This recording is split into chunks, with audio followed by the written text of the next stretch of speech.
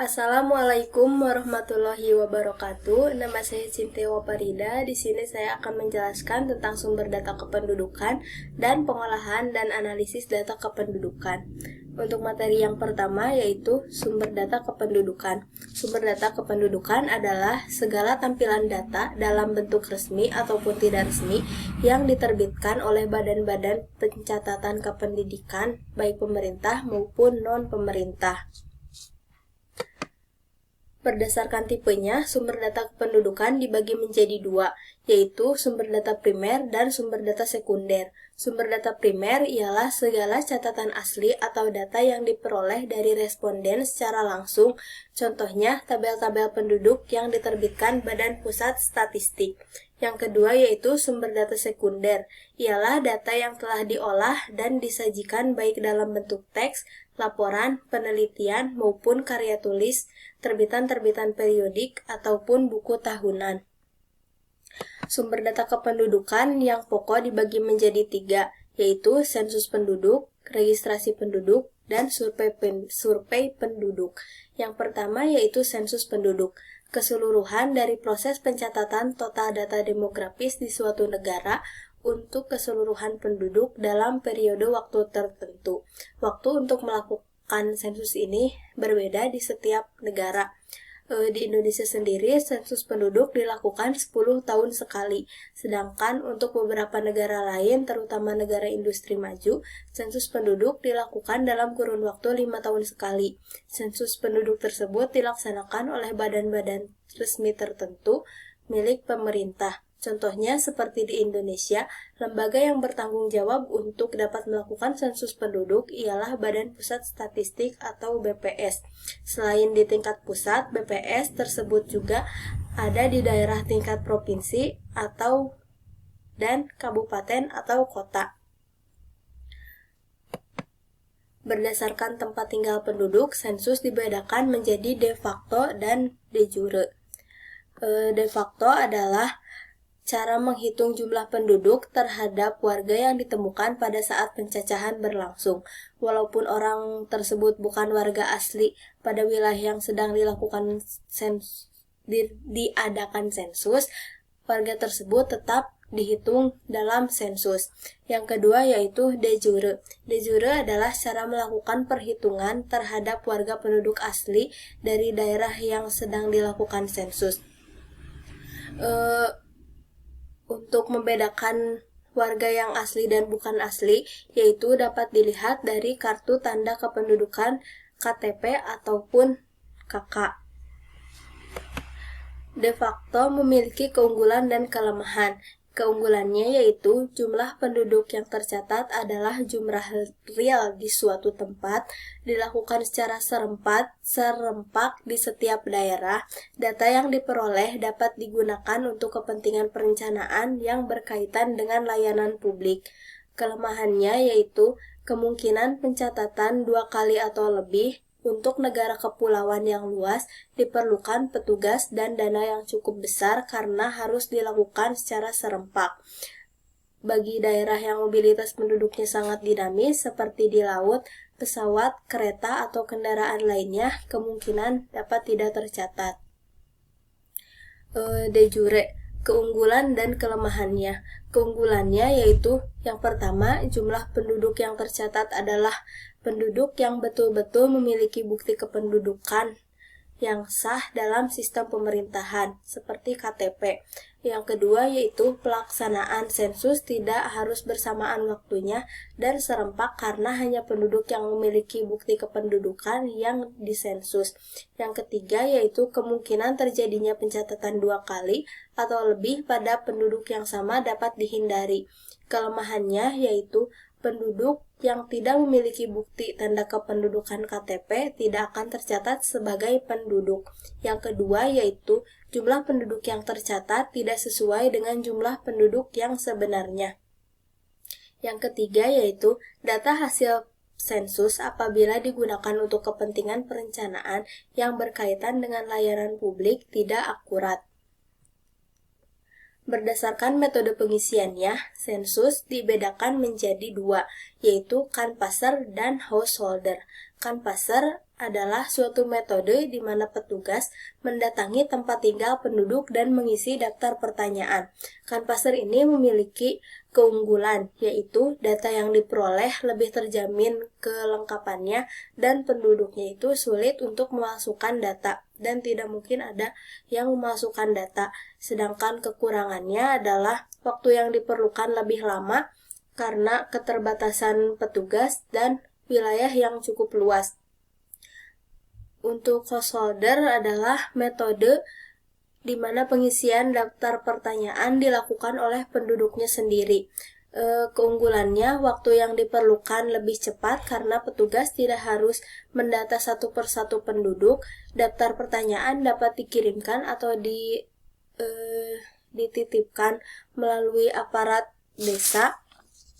Sedangkan kekurangannya adalah data yang diperoleh kurang terjamin kebenarannya karena bisa saja ada penduduk yang memalsukan datanya, lalu kemungkinan penduduk tidak mengisi data sesuai dengan kondisi sebenarnya. Tujuan sensus penduduk yang pertama yaitu mengetahui perubahan penduduk dari waktu ke waktu dalam suatu periode. Yang kedua yaitu mengetahui jumlah sebaran dan kepadatan penduduk pada setiap wilayah. Yang ketiga yaitu mengetahui berbagai informasi tentang kependudukan seperti angka kelahiran, kematian, migrasi, dan berbagai faktor yang memengaruhinya. Yang keempat yaitu sebagai sumber data dan dalam perencanaan dan penentuan kebijakan pembangunan nasional. Yang selanjutnya yaitu survei penduduk. Survei penduduk adalah pengumpulan data dengan melibatkan sebagian penduduk sebagai sampel dari seluruh penduduk di suatu negara. Survei penduduk dilakukan dalam waktu tertentu, yaitu pada saat data diperlukan. Sebelum melakukan survei penduduk, harus menetapkan kawasan sampel terlebih dahulu. Harus ditentukan dulu kriteria apa saja yang bisa mewakili karakteristik dari data apa yang kita butuhkan. Berikut ini merupakan contoh survei yang biasa dilakukan oleh Badan Pusat Statistik atau BPS di Indonesia. Yang pertama yaitu Survei Sosial dan Ekonomi Nasional atau yang disebut dengan SUSENAS. Dilakukan untuk menjaring data mengenai keadaan sosial dan ekonomi penduduk Indonesia secara keseluruhan dan dengan cara mengambil sampel penelitian pada wilayah-wilayah yang bisa mewakili karakteristik rakyat Indonesia. Hasil yang diperolehnya nanti akan mewakili rakyat Indonesia secara keseluruhan. Yang kedua yaitu survei penduduk antar sensus atau SUPAS. Dilakukan untuk mendapatkan angka jumlah penduduk Indonesia secara keseluruhan dan biasanya dijadikan bahan rujukan dari representasi jumlah penduduk Indonesia dalam setiap kurun waktu tertentu.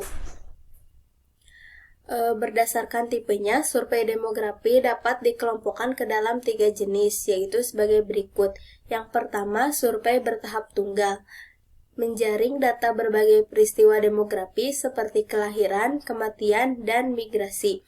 Pada tahap tunggal ini dilakukan dengan cara mengajukan pertanyaan kepada responden mengenai berbagai kejadian demografi yang dialami di masa lalu dalam periode tertentu.